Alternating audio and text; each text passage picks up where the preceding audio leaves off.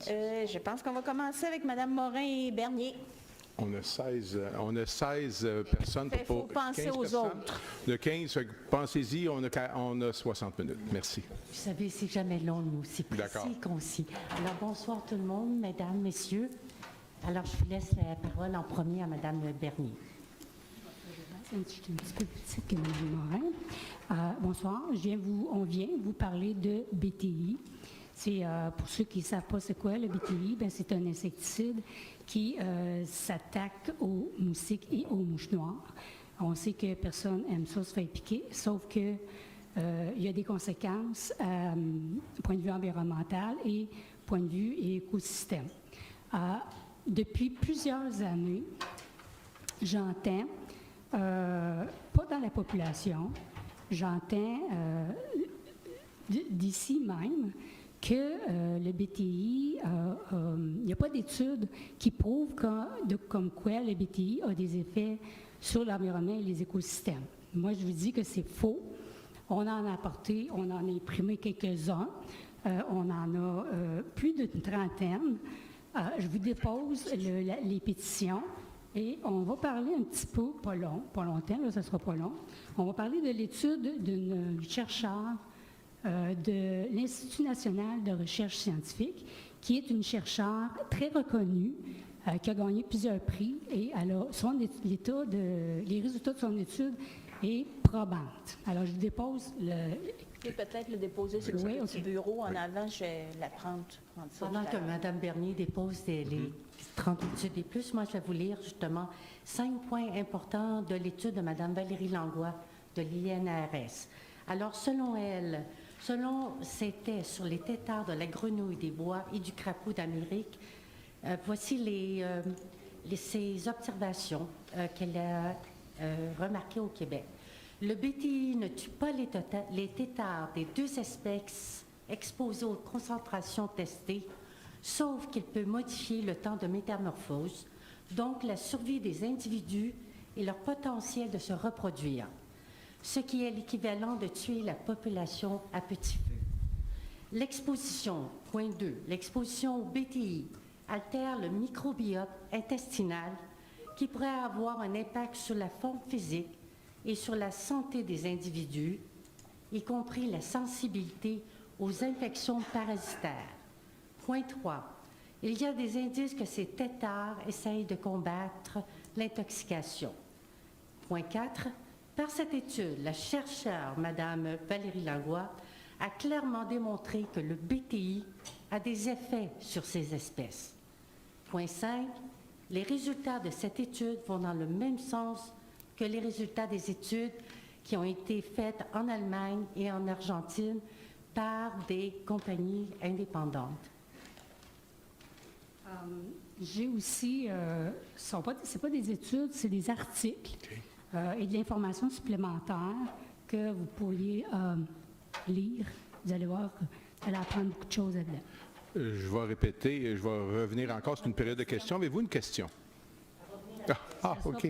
Votre préambule. Là, c'est sûr que je vais dire ce que j'ai déjà long préambule. Oui, c'est ça. À chaque fois que vous allez m'interrompre, ça va être plus long. Allez-y, on vous écoute votre question. OK, merci.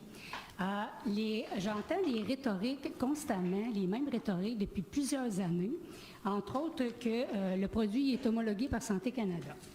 Bien, il faut vous avouer que Santé Canada est en déficit de crédibilité depuis plusieurs années. Entre autres, dans un article, on peut lire que Santé Canada admet autoriser les pesticides en se basant sur des études des fabricants, ce que c'est pas très crédible. Autre chose, on a déjà demandé, en passant, on a déjà demandé une rencontre avec le comité environnement. On aurait préféré passer par là. Ça aurait été moins long pour tout le monde. Mais on a fait une demande en février de 2022. On n'a jamais eu de nouvelles. Il n'y a jamais eu de suivi. Alors, on vient ici, on a un micro. C'est le seul moyen de se faire entendre. Alors, on va prendre le temps de le faire. Ça ne devrait pas être trop long. Où vous avez effectué votre demande pour rencontrer quelqu'un du comité environnement ou quelqu'un du responsable d'environnement à la ville? À l'époque, c'était le conseil, le comité en environnement, en février 2022. OK. Je continue? Allez, continuez, je vous écoute. Votre question, encore à nouveau? Oui. Un autre rhétorique qu'on entend souvent, donner l'article. c'est que c'est autorisé par le ministère de l'Environnement. Ce qu'on oublie, ce qu'on omet de dire, volontairement ou non, c'est que le ministère des Forêts, de la Faune et des Parcs, eux, préconisent de ne pas utiliser le BTI, d'utiliser, de se pencher sur le principe de précaution et d'utiliser des alternatives comme des bornes anti-moustiques ou des produits pour se protéger.